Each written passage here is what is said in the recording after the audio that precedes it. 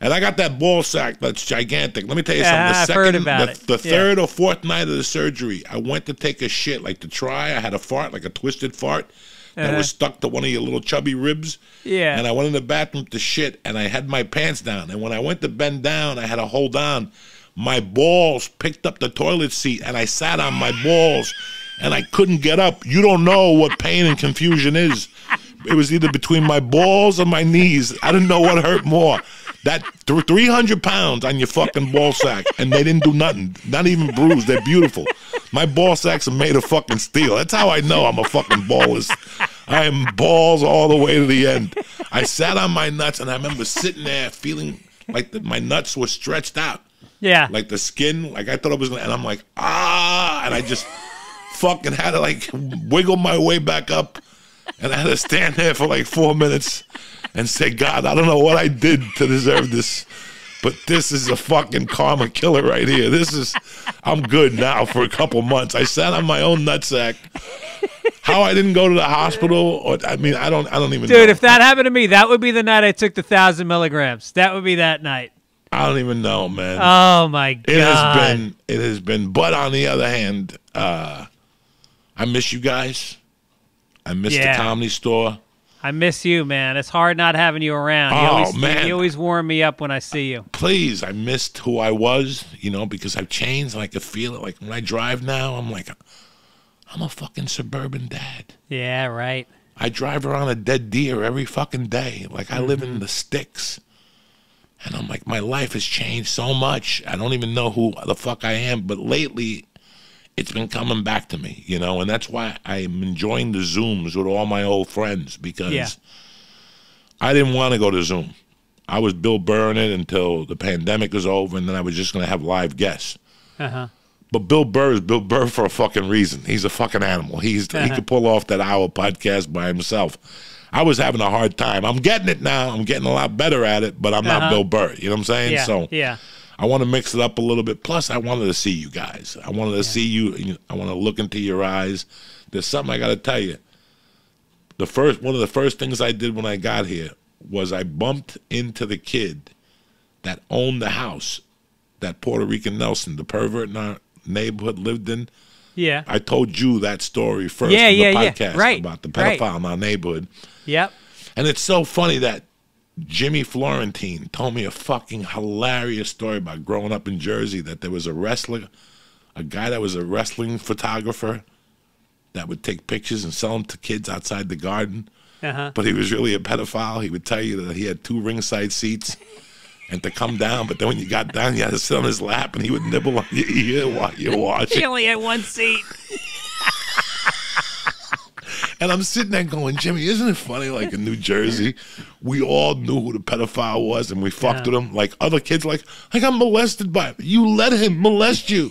We tormented Puerto Rican Nelson. We'd tell him, come play football with us. He'd come out with the robe with no underwear on. He thought he was going to get some ass, but we'd always shut him down. We knew he was a fucking pedophile to this day. The ice cream. We let him buy an ice cream, and then he'd go, we're all going back to my house to look at the globe, right? Yeah. Fuck you. Look at the globe. Yeah, because he had a globe. He wanted to show us all the places he'd been to. Go fuck yourself. I don't want to see no fucking globe. What are you, an English teacher? Get the fuck out of here, son.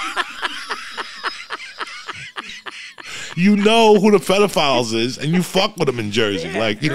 Until one day you get pissed off and you're like 13, just fuck them up.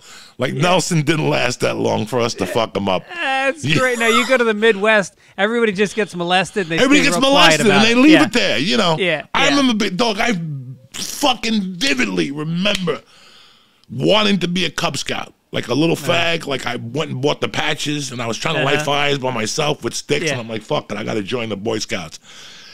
I still remember where I went. It was a church, and the Boy Scouts would meet in the back once a week in the church. And I remember going there, and I was never an altar boy, but I worked the bingo hall, and I never got a funny feeling from the priest. I could always admit that. I never got molested by a priest or nothing like that. But I remember going to that fucking Cub Scout we blow meeting. You have to be a we blow first. And I didn't like the word off the bat, like we blow.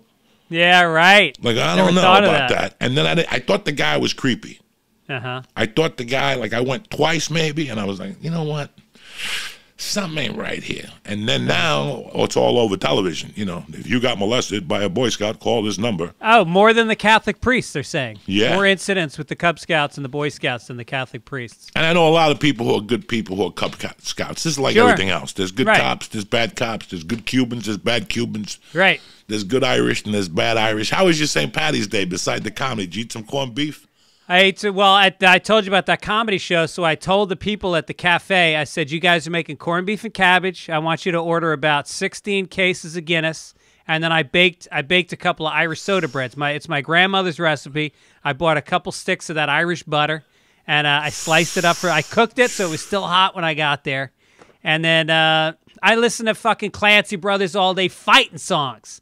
Guys singing about 4 green fields.